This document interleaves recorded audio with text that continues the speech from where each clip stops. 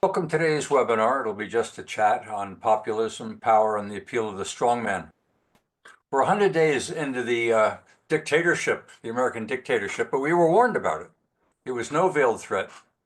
Donald Trump told America and the world precisely what he intended to do. On day one, I will be a dictator. That's a quote.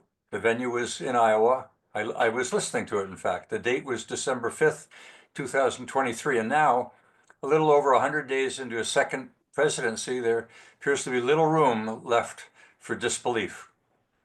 Populism, which was the foundation of what brought him to where he is today, now champions strongman rule.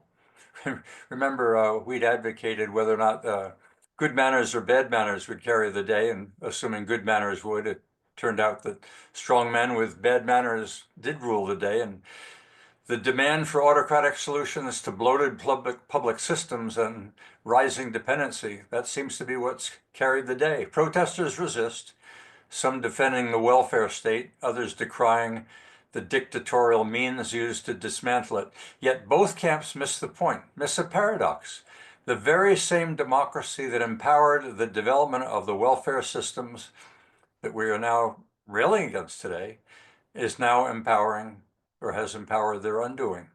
Donald Trump leads the charge, unapologetically framing himself as the fix, not the flaw. His promise isn't nuance, but action, no matter how forceful. The question is no longer whether democracy is at risk, but whether it's willing to risk itself to survive. So there we are. That was the introduction to the newsletter this past week. The topic doesn't seem to go away. If it isn't one thing, it's another.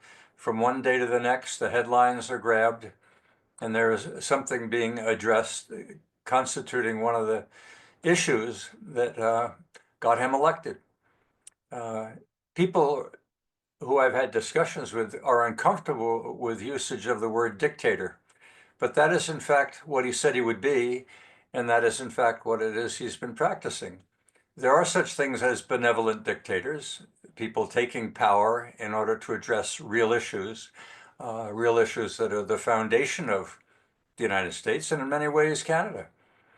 Whether or not populism will carry the day in Canada, I'm not sure whether Carney or Pierre would be considered the populist. But there are features of populism that seem to be carrying over into Canada as well, and I'm hoping that'll be the essence of the discussion today.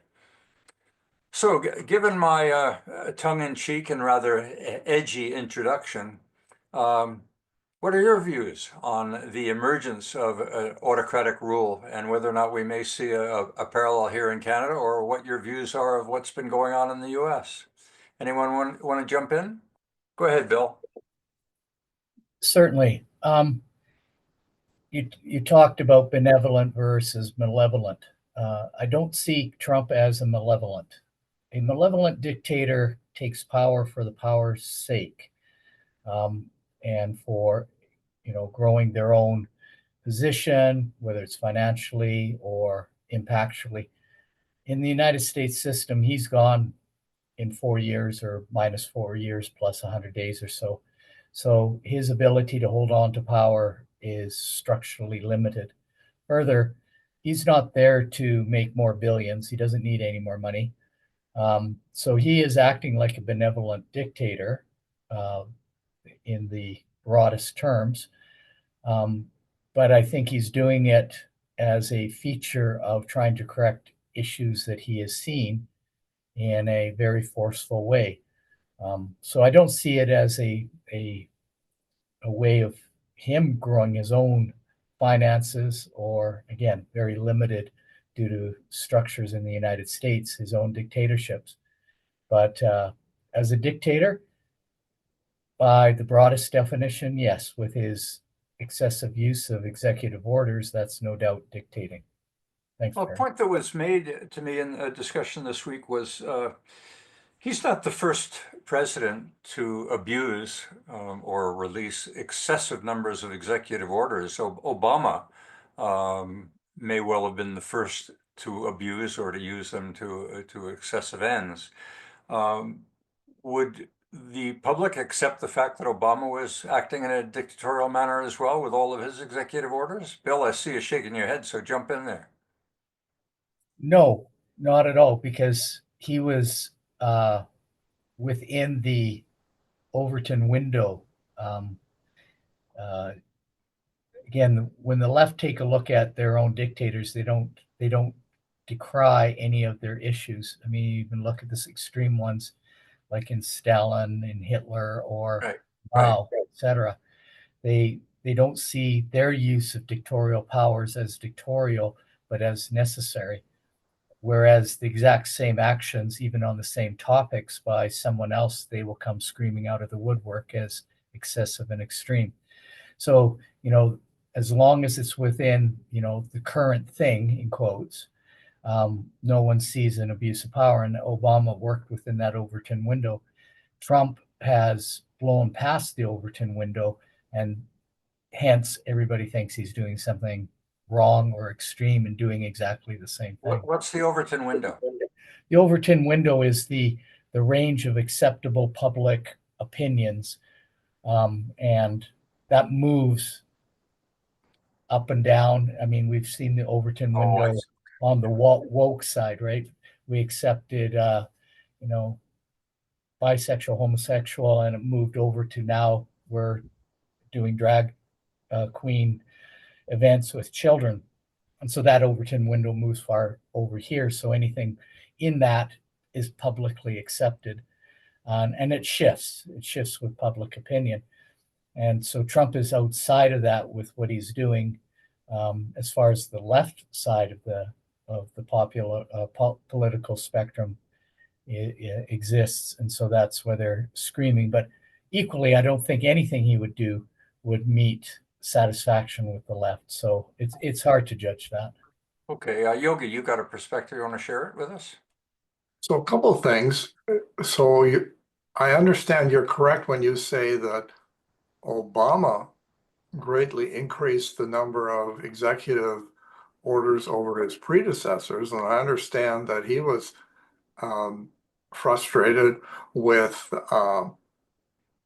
congressional gridlock, and it seems like Trump has less congressional gridlock and opportunity to use the Congress to advance his agenda. But again, he's frustrated by the elapsed time that all takes. I think the difference with Trump is that he is stretching statutes well beyond anybody's imagination or previous interpretation, and that's raising the ire.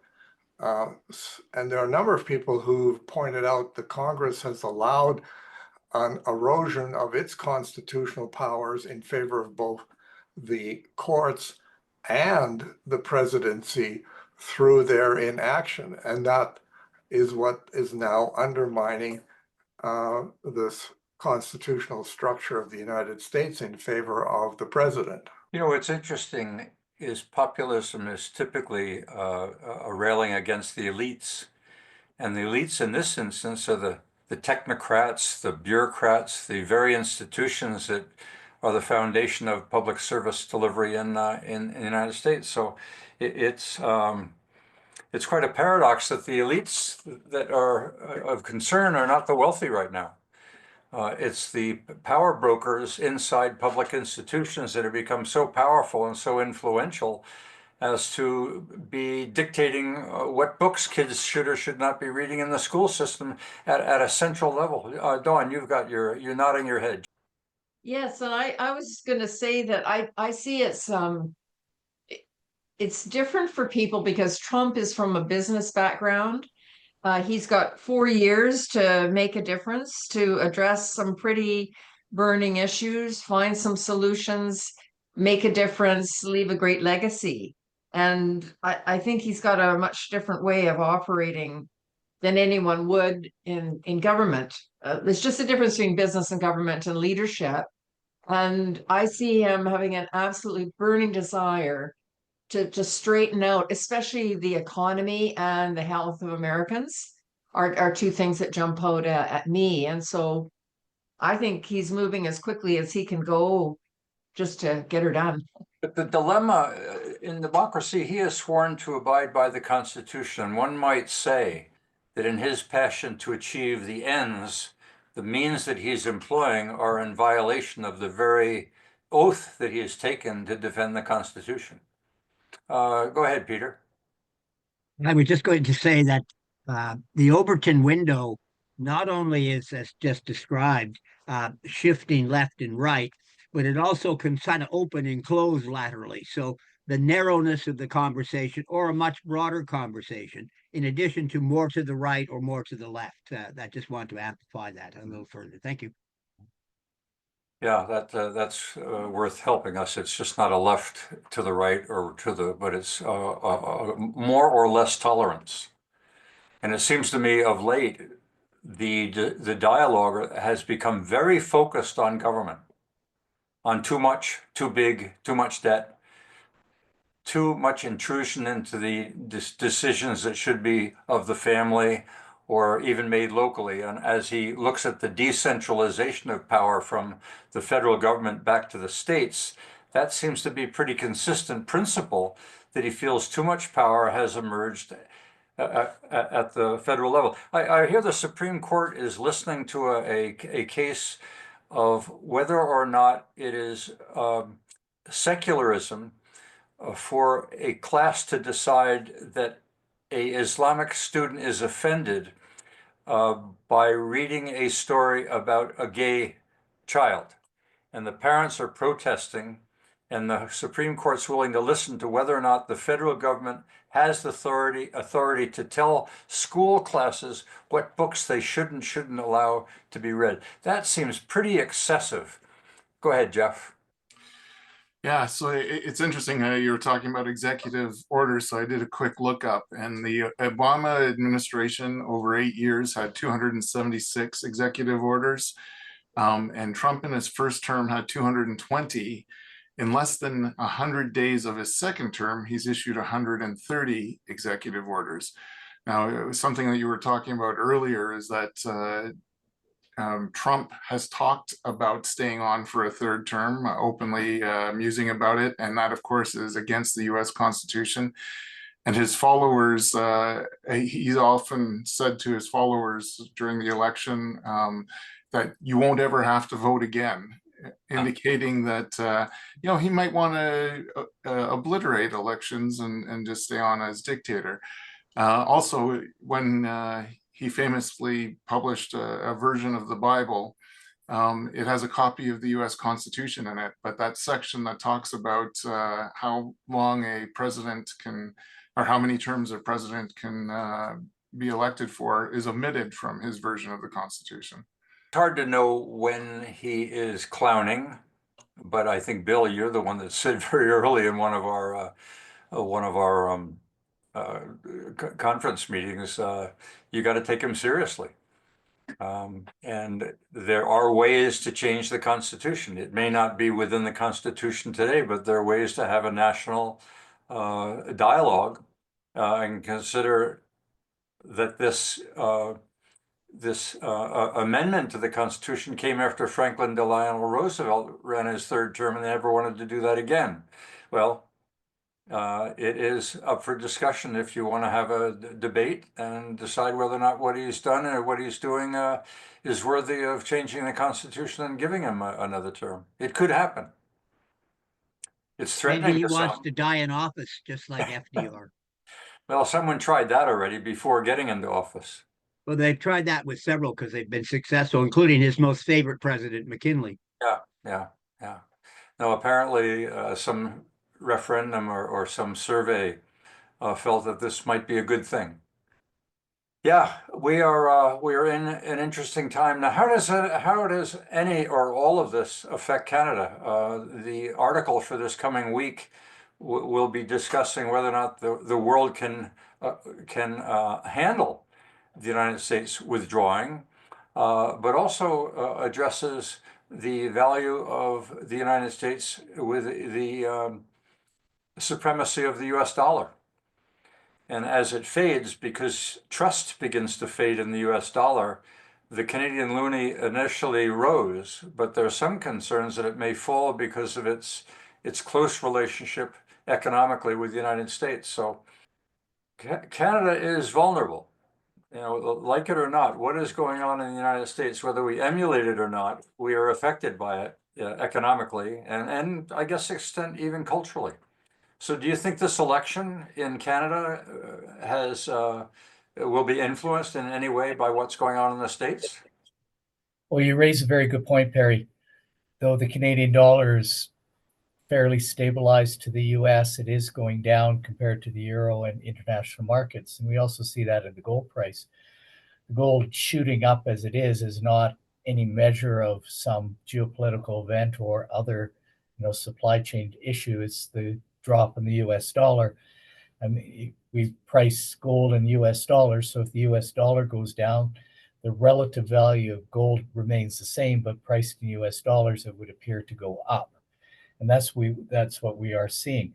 However, the US dollar is the international currency, and whether it goes down and devalues and moves around, I absolutely do not see any alternative currency out there that's viable in any way, shape, or form. So before the failure of the United States dollar, you'll see the failure of the euro, the Canadian dollar, and others well before it. The US dollar will always be the reserve currency and the safe currency and the safe play. But notwithstanding all of that, yes, in the short term and midterm, we will see some volatility in the value of the US dollar versus other Well, international. it appears that there is, at least in the short term, uncertainty whether or not the United States can be trusted. I mean, you might say that there are a number of tariffs that have been introduced that are in violation of agreements that were signed by this very president.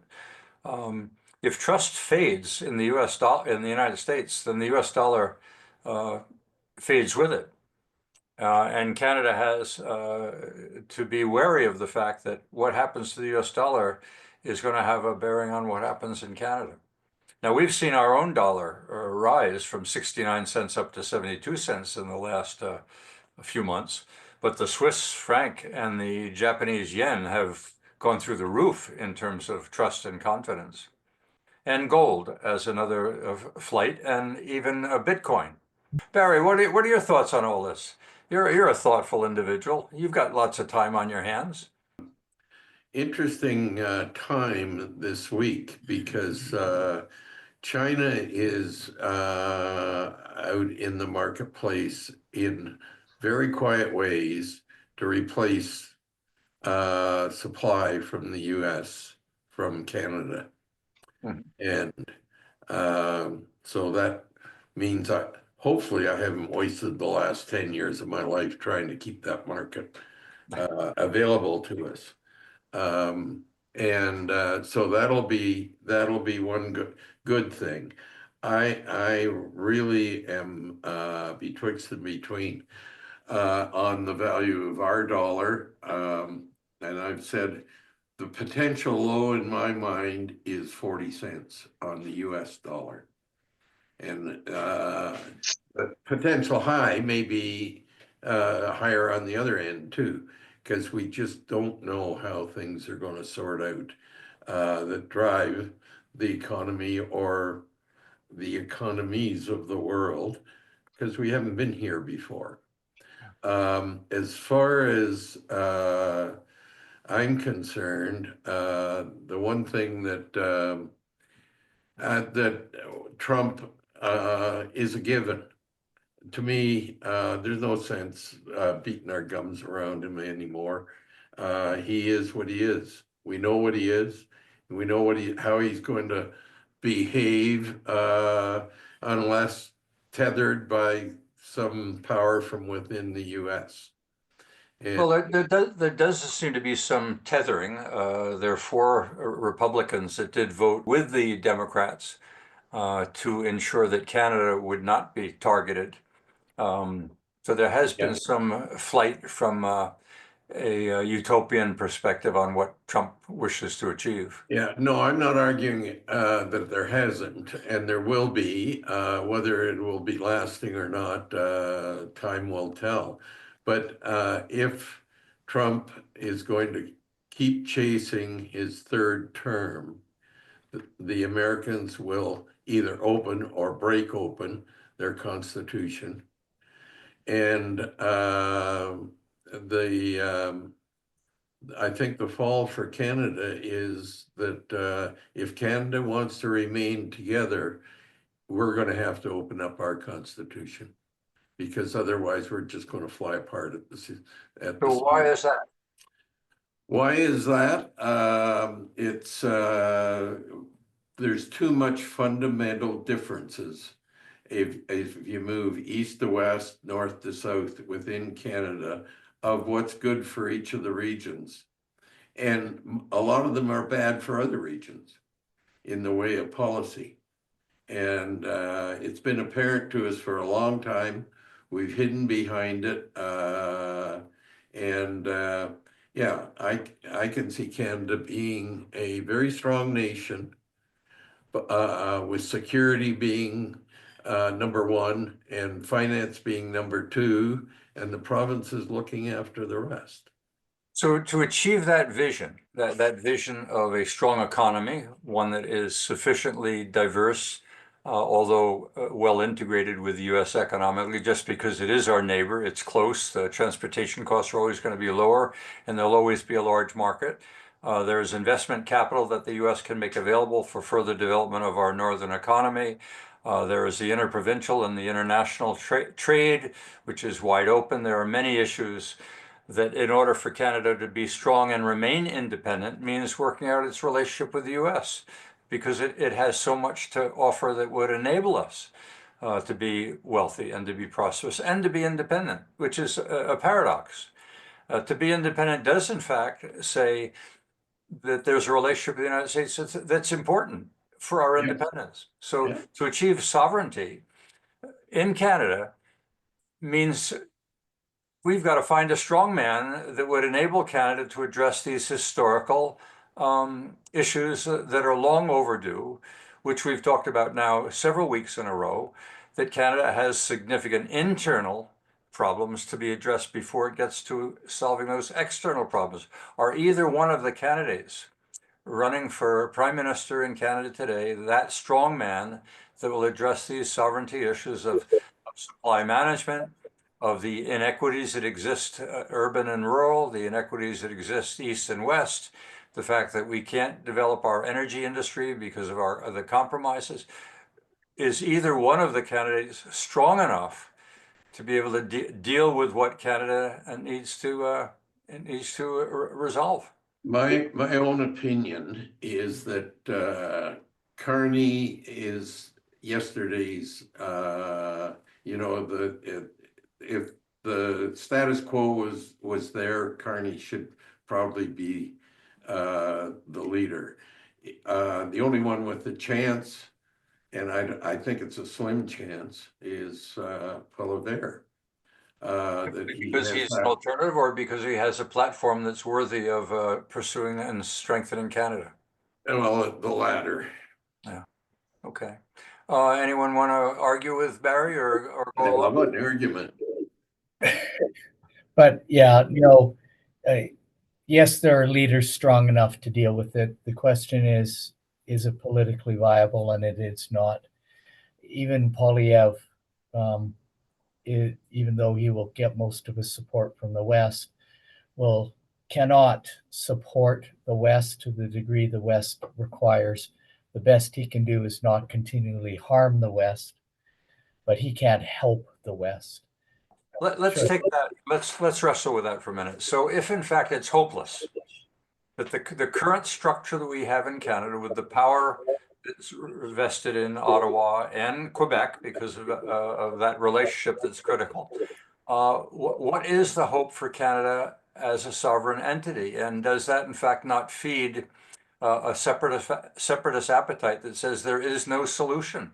The only solution is take care of yourself. Just going back a few steps, where there was some talk about the United States, remaining the world reserve currency, and that's not going to change. If you listen to Ray Dalio, he says that the U.S. currency is ripe to be replaced, just as the guilder and the pound have been replaced in the past. And the currencies that could step up to do that are the yuan, I think it's called the yuan in Russia, or in China, I mean, or the euro, although the euro is pretty weak as well. I think it's also important to remember that China holds a lot of United States Treasury debt, and that's what is used to support the United States continual deficits. And if they start selling it, what's going to happen is the United States will have to raise their interest rates to make it more interesting for other people to purchase their debt. And if they do that, then of course it becomes harder for them to sustain the debt that they already have. And they've got a significantly higher amount of debt per capita than Canada does, because they are the world reserve currency, because they've been seen as this safe haven. And we need to remember that that whole system was set up at the end of the Second World War on the goodwill of the United States. And that huge amount of goodwill is being eroded right now by Trump and his erratic decisions. All of these tariffs don't make any economic sense. They hurt allies, they hurt the United States directly. And the interesting thing is who's benefiting. Like, from all of the stuff, if you look at the policy on Ukraine, and you look at the fact that Russia hasn't received any tariffs, there's a serious possibility that Donald Trump, for whatever reason, wants to have stronger ties with Russia and may actually be some sort of an agent of Russia, which is horrifying. Well, the argument we've heard is that if you're going to pal up with Russia and walk away from your commitments, he's basically saying to Europe and Russia, maybe you guys ought to work it out yourselves, and the U.S. ought to get the hell out of the way. So he may be negotiating from a position of wanting to establish a relationship with Russia in order to say to Russia, you and Europe have to work this out on your own. We cannot continue to be the middle guy in all of these battles. And there's no reason, with Russia being on the border of Europe, that there shouldn't be some way for that issue to be resolved. Peter, you're up. Yeah, I just wanted to expand on what Jeff was just saying. He used the term yuan, which is a useful term for the Chinese currency, but that's like saying a buck. When we say a dollar, we say a buck. So the actual name is a renminbi. So that's the currency. Like the yuan is just a nickname. It's like a buck. Okay, so when you hear renminbi, that's the actual name of their currency. And by the way, China has 6 official languages on its currency, on its paper currency, including Arabic. Well, the Chinese economy is strong. I mean, when we interviewed Jack Mintz, he was of the view that the United States and China will both suffer as a byproduct of what's underway. Who has the staying power becomes really the issue. Greg, you go next. Really quickly, a tenet of quantum mechanics is out of chaos comes order. And as I reflect on everything that's going on, the world order established post-World War II has been underwritten, trade, globalization, by the United States and its military, which has allowed that to happen. And that has proven to be financially unsustainable, with the twin towers of debt and deficit in the United States. Environmentally unsustainable. We're killing our planet, shipping raw materials and products all over the world, most of which we don't need. 15% of us consume 85% of the world's resources. Meanwhile, 3 billion people haven't seen a clean glass of water. The current world order isn't that good. So I would suggest that at a grade 6 level economics course, you would say tariffs are good. America alone is good for America. And that's you can't question someone's decisions when they're the president. You can question it, But I'm saying his proposed New World Order is batshit crazy. That's a technical term, in my opinion, is academically unsound in every way possible. But at a grade 6 level, it makes sense. I would say the old world order wasn't sustainable either. So this might, with a huge amount of disruption, we might actually be able to define a new and better way of doing business, having our needs met than what we have today. But the old world order, I don't know what the predictions are. Maybe Bill, Peter, and others might have a sense for when does the US finally financially collapse? Like Well, Trump's of the view that he has a plan to change the world order, which is no longer working, and believe in him. And the majority, he got a majority based on that platform. Bill? So the question I would ask for the people to think about is what is the new phoenix that's going to rise from the ashes of Trump's world order? Oh, just to go back to reserve currencies, no to the RMB or yuan. Yep, exactly. It's the RMB. The challenge with China, though they have a large economy that could support a reserve currency, they have capital controls, so nobody will use that for reserve currency. You need the freedom of capital movement on a global basis, including in and out the country. Same with the yen. The yen has capital controls.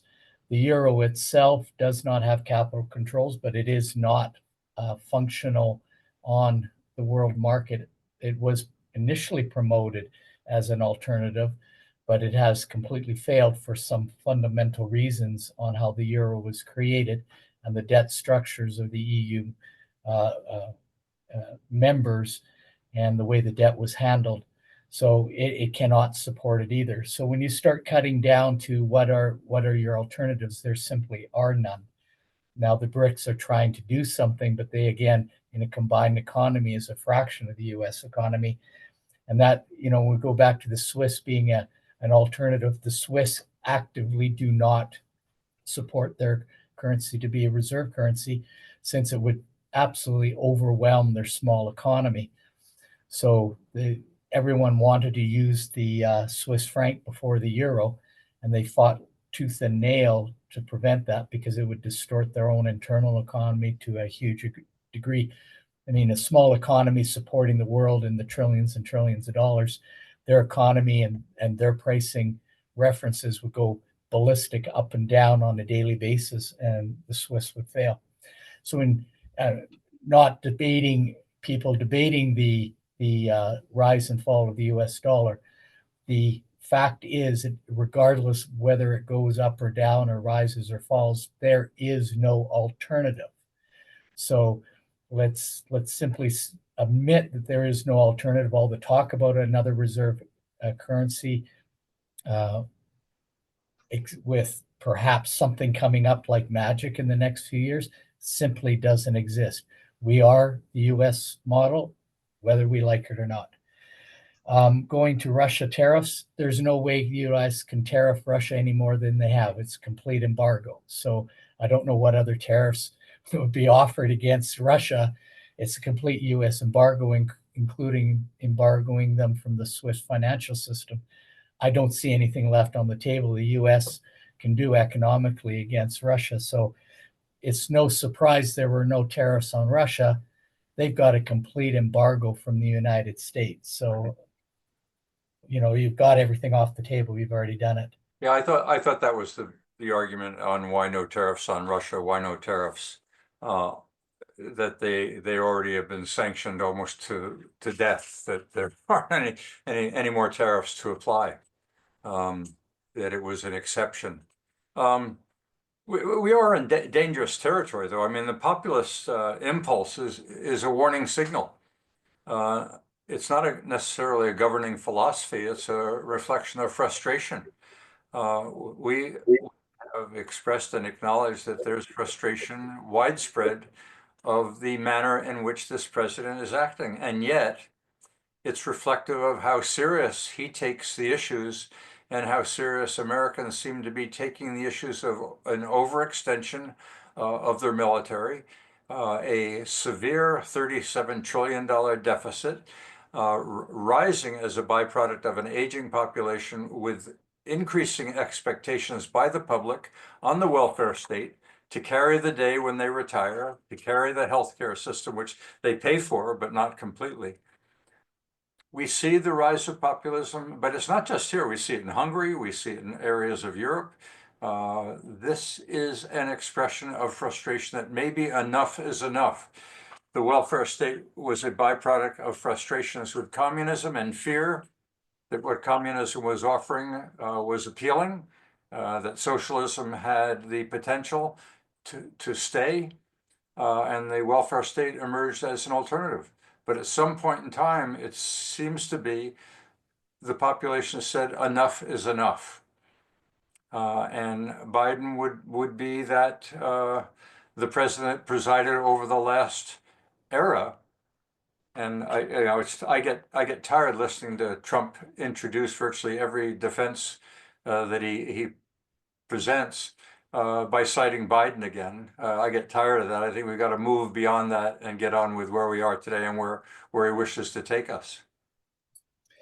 And just go back to, sorry, Greg, I did make a note and I forgot about the new Phoenix, but I think we talked about that in our seminars and previous webinars here about what Trump is trying to do. He is trying to revive a new Phoenix with more isolationist United States and a more multipolar world where each region takes care of their own spheres of hegemony and influence and more independent. So again, the US, I think Trump's policies are driving to that. Whether he succeeds or not, of course, is a completely different question.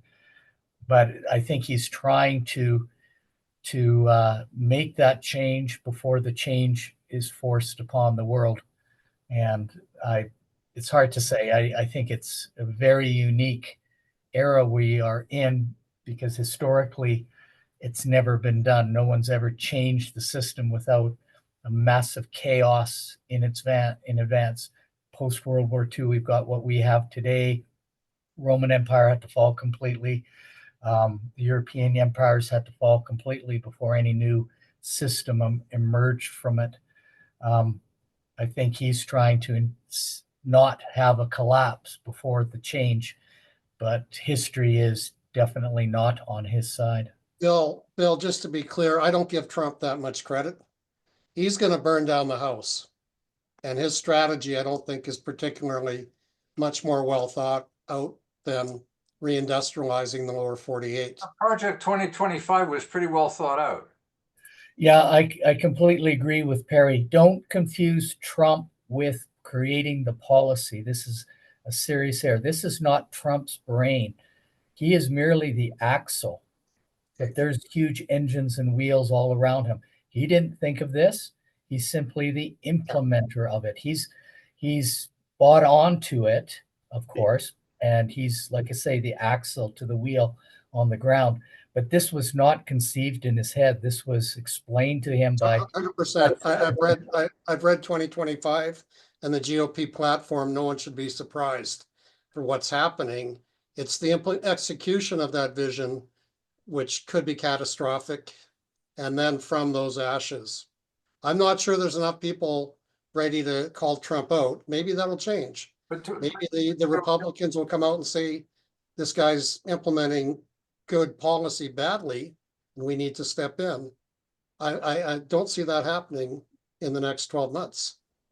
You might have a very good point there, Greg. I'll agree with that. Good policy, badly implemented. That's a very good point. I would also agree with that, Greg.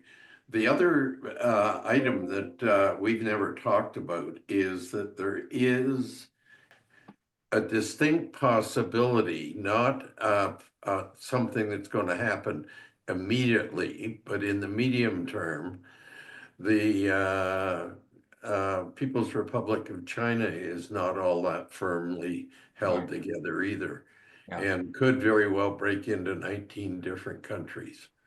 And if you want confusion, that would really bring total confusion. And who knows where, you can't predict where all of that's going to play out. and what we make of it all. We got to spend more time thinking about what Canada needs to do to stay alive and together. And that's what I'd like to see. That's what I'd like to see KEI focusing on. Yeah, I think we can speculate on the evolution of the United States under Trump. One can see that you're not going to implement Project 2025 to resolve issues without a forceful president.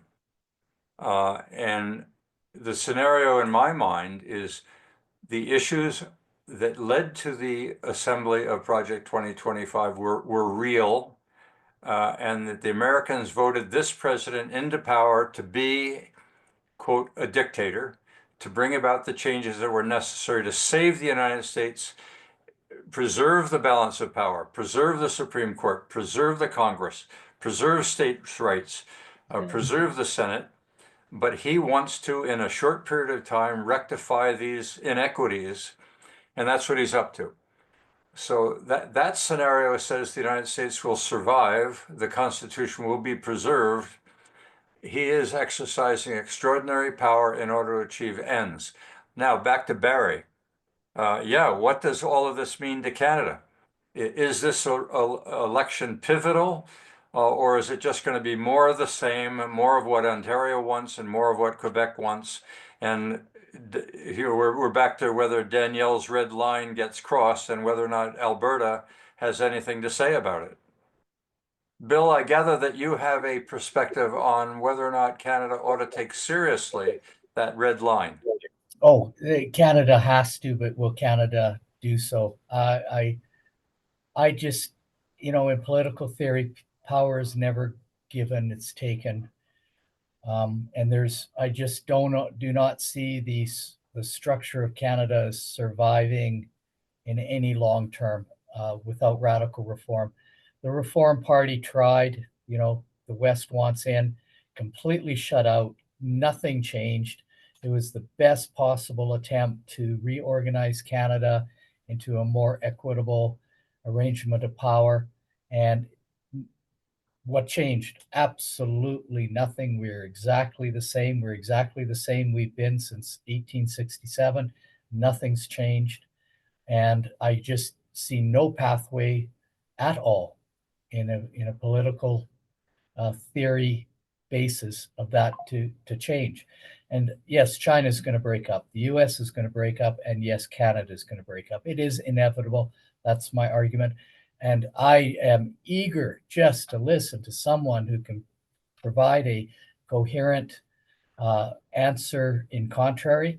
I've begged, pleaded, crawled on my knees. I just haven't seen it. But are Canadians frustrated? I mean, we know the issue well in Western Canada. There's history behind this issue. It isn't getting better. It has come up somewhat around the pipeline discussion as a threat to sovereignty. That if the resources of this country continue to be suppressed and our economy suffering as a consequence, I think the general public ought to know that. But if the general public doesn't buy in, we got status quo for a long while yet. Randall?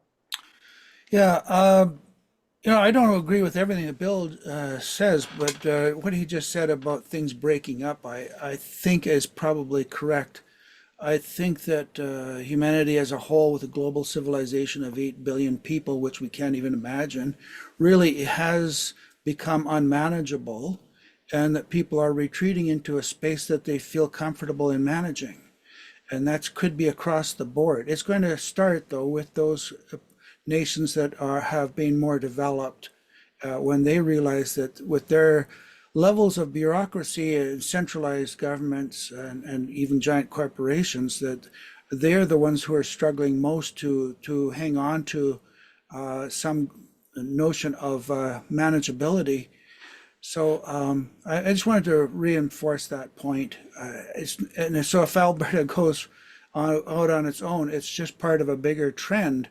Not that I want to actually see that happen, but I think that it is a measure of an attempt to control our space.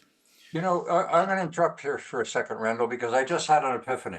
This discussion we were having, we had last year. But the discussion last year wasn't about Trump. The discussion last year was about AI. I think that's just it. I mean, the reason Trump isn't the issue. Trump is a response to this populist movement, and the populist movement, I believe, is caused by this background anxiety that people are feeling, the meaninglessness of work due to automation, and the information overload, disinformation, misinformation, FOMO, etc. Cancel culture is also a symptom of this, but again, it perpetrates or contributes to ongoing chaos, confusion, and anxiety. But at one time, Randall, what you're saying was my responsibility. My future is a byproduct of what I do, the decisions that I make in my life. And the frustration today isn't that my decisions are making any difference. I am being controlled by central forces. And therein lies my frustration. I was raised to believe that decisions that I will govern the future, my future. But now I'm hearing that no, the state makes those decisions, and we can blame the state. And we will all be victims of the centralization of power and the promise. And then we will vote more government to give us more gifts at the price of our future generations in taxes. We got it ass backwards. We have walked into Orwell's 1984 gladly, and now we're reacting that myself is at risk. Go ahead, Greg. What Randall said, what Bill said, and what you just said, Perry, very simply, the same level of thinking that got us to today is completely insufficient to deal with tomorrow, Friday, and forward. So, Perry, we agreed about 6 weeks ago that you would continue to coordinate conversation, and I would continue to do my work on collaboration, shared action. And that is the way out, Bill, is starting with grassroots, a new form of organization that we've invented that will provide people to address these tough problems, deal with the types of change and complexity that we can barely understand, Randall. And that will be the path forward. Whether we are able to do that or not, that will be up to us as human beings. Whether or not our institutions and nations survive, that's a different question. What I don't know, Greg, what I don't know, Tommy, what I don't know, Yogi, Mel, Bill, is whether or not we're simply, and Dawn, we're simply a bunch of retired elders with a perspective on values that we lived with that are no longer the norm, and whether or not the generation today that will elect the next prime minister is frustrated or not.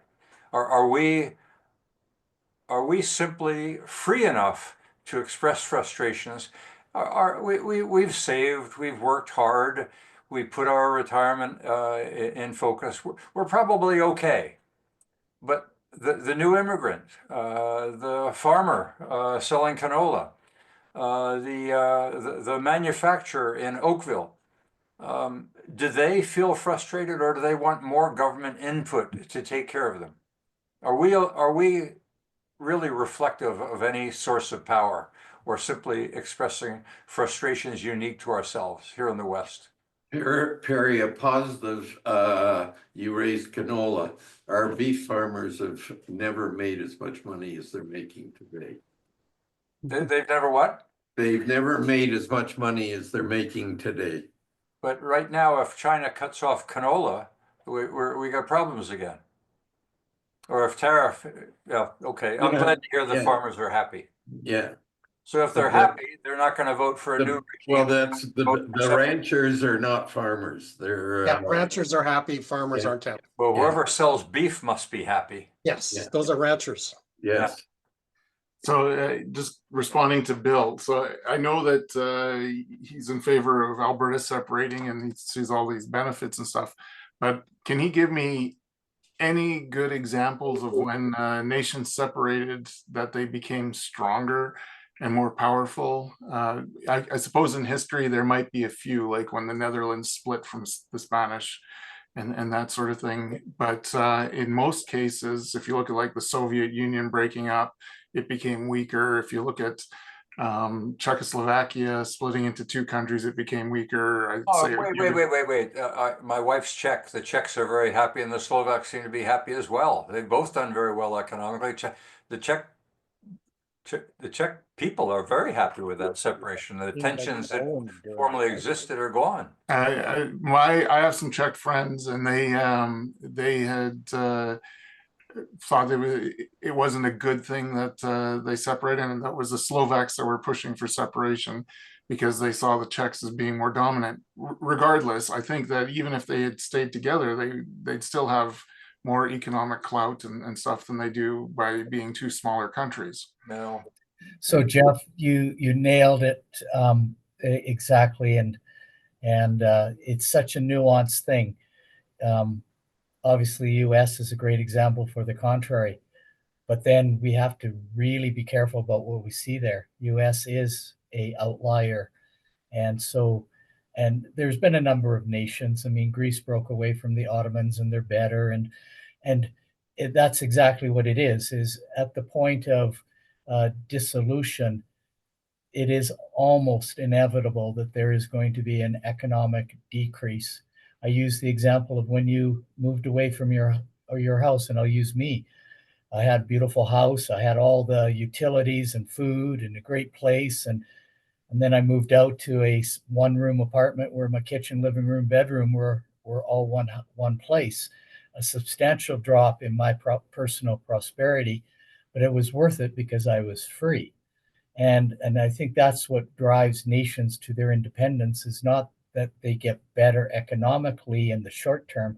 It is that they now can define their own future independent from mother country. And that's what really drives the independence movement. It is not exclusively an economic decision, but a freedom and self-determination decision. So are we willing to take the short-term pain of a drop in prosperity? That's a very fair question. I'm not sure Albertans in the majority are willing to do that. But I think it will become an eventuality, as you pointed to the Soviet Union. The 17 new nations that occurred out of the Soviet Union got their liberation not by request, but by circumstance. Russia was no longer there. And that's a real harsh thing. And I think that's going to happen to Canada. That's why I say Alberta independence is inevitable. I don't know how, I don't know when, but at one point it will either be due to self-determination or the failure of the federal system, and everybody's going to be on their own. And go back to Yogi and others that have asked, how do we prepare? We should be preparing 10 years ago. We don't have the institutions, we don't have the taxes, we don't have our own police, we don't have anything.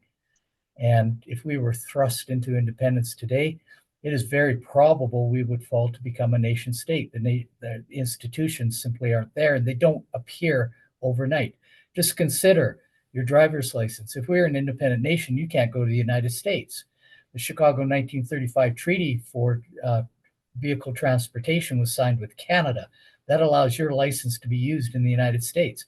It was not signed with Alberta. You need to negotiate. That isn't a 24-hour process. That's a year, maybe more, half a decade negotiation on the value and validity of that. And we haven't even talked about air travel. There's the internet IATA that you've got to negotiate, be able to land and fly airplanes outside of Alberta within and have the authority to do that. That's signed with Canada, not with Alberta. And I can go on and on and on. Those are the preparations that need to be done, and they haven't been done. And that's my argument against my own group, the independence movement, that want this happen tomorrow. And I say it can't happen tomorrow. We'd be a failed state. We'd be crushed. We don't even have our own currency. How are you going to trade? Et cetera, et cetera, et cetera.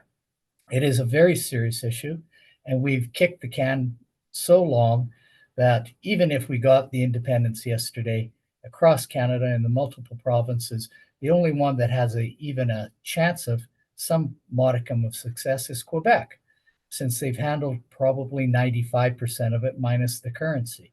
So Yeah, that's my argument against even my own group that are in such a hurry for Alberta independence. Um, is the nuance is you don't know what you're asking for. Win, lose, or draw, it's a serious problem. Yeah, and for those other examples, if you look at the Greeks and the Turks, there's different religion, different culture.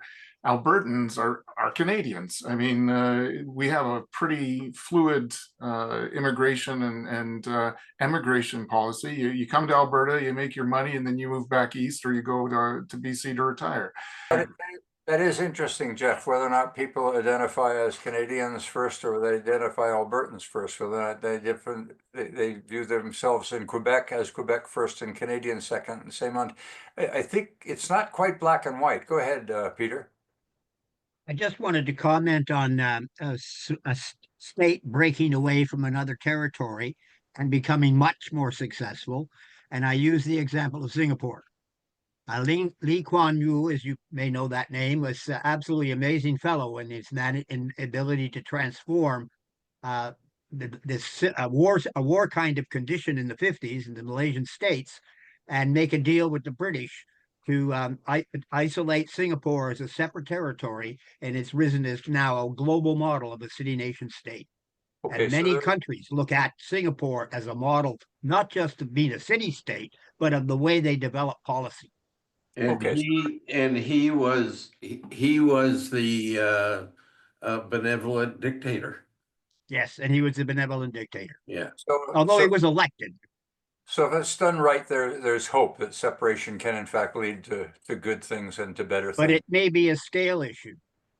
Well, I don't. Yogi, you're absolutely right. It probably is a scale issue, and that Singapore, because it was a city and it had some local institutions, was capable of switching to it. But it is probably an outlier, but it is an example. And it's multi-ethnic as well, because the British, when they took Singapore, brought many Indians from the subcontinent to Singapore. And so now there's a very large population in Singapore that are Indians. Okay. So it's sort of like Quebec and the rest of Canada.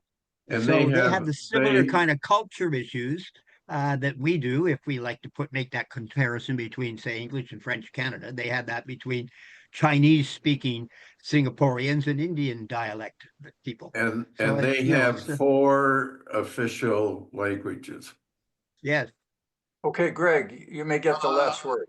Just really quick, I would like to know what we collectively know around the point Bill was making about it's difficult. I just heard yesterday that someone got asked in the lower 48 in the south, driving through to present an international driver's permit because they didn't recognize the driver's license of Alberta because of the tensions that are ongoing, even though agreements may be in place that probably did cover Alberta.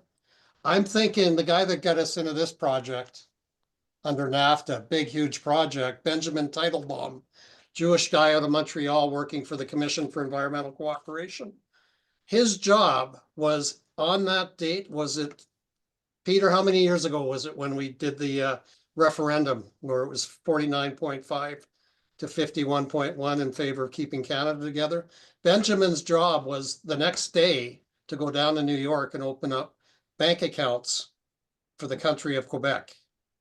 So there are people in Canada that have studied what it takes to separate, and there's no point talking about it unless you do your homework.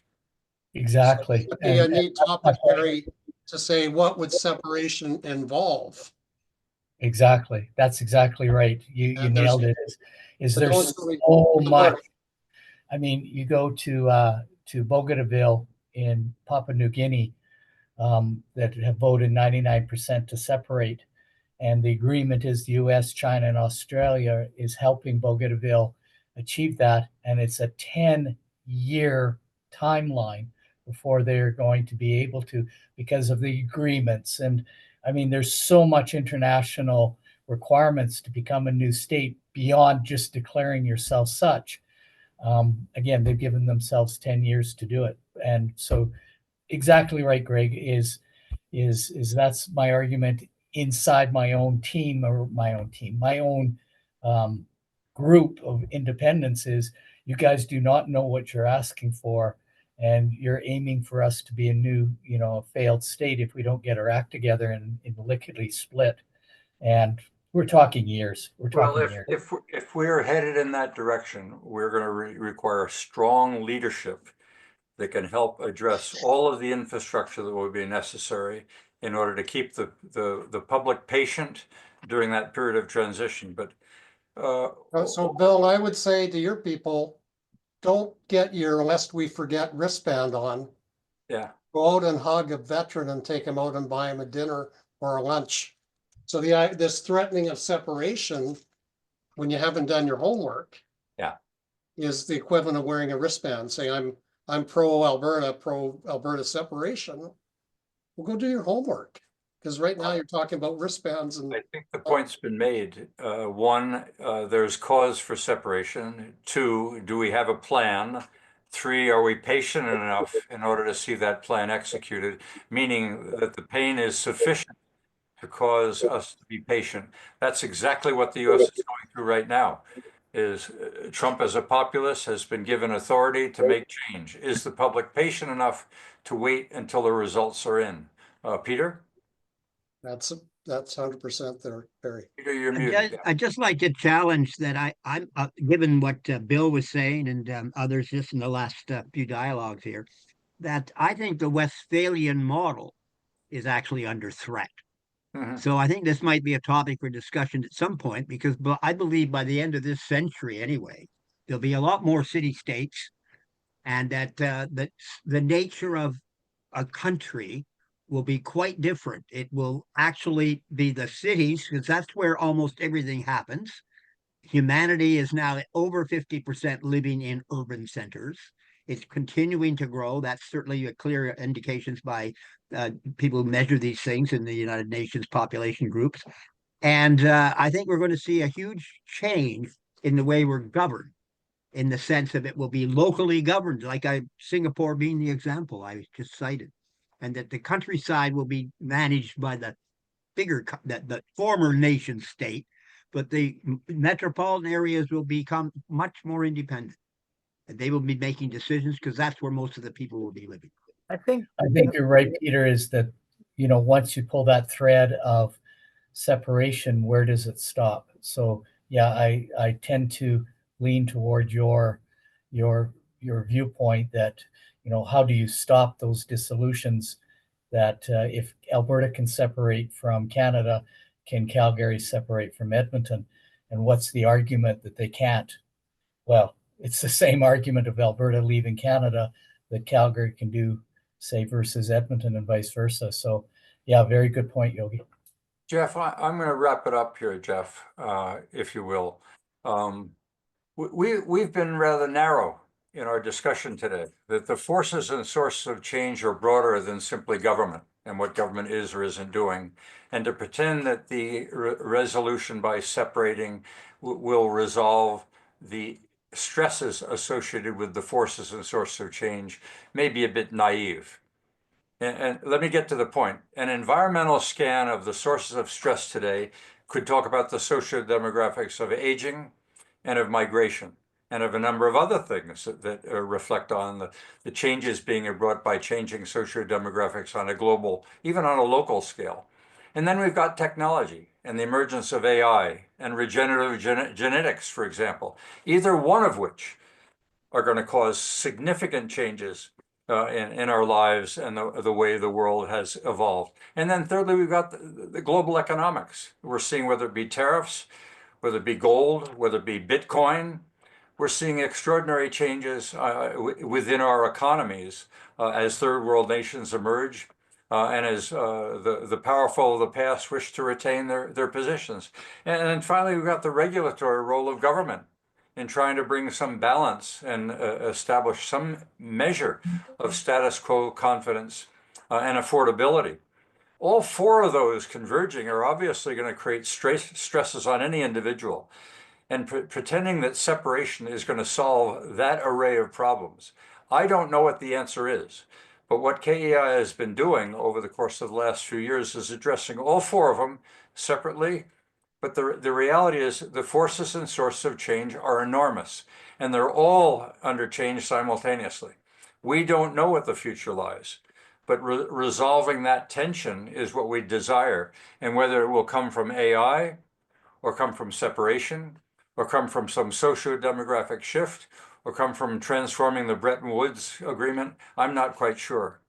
But we are witnessing not just political polarization in the political sense, but institutional estrangement. The institutions that have been established over the last, since World War II and before, seem not to be working and bringing some degree of comfort to any longer. Across North America and much of the world, the rise of populism signals a growing belief that traditional democratic systems no longer serve the people they are designed to represent. Whether that's government problem or the rate of change is so great that the democratic systems that we have known no longer are bringing that level of comfort. At the root of populism is grievance, often legitimate, sometimes inflated, but always deeply felt. Inflated, that's your media. Populist leaders harness this grievance with skillful storytelling. The people have been wronged.